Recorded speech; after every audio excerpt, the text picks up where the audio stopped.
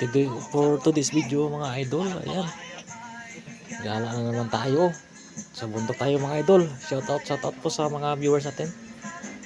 Ayan po, kape muna kami yung tropa ko kasi kasama natin yun sa bukid.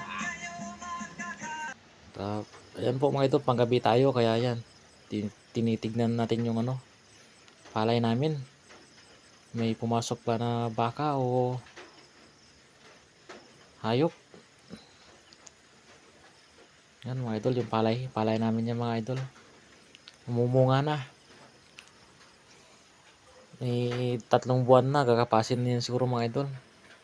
Tingin-tingin muna tayo sa palibot natin mga idol. Ilaw-ilaw lang para makita sa malayo. Wala naman idol ah.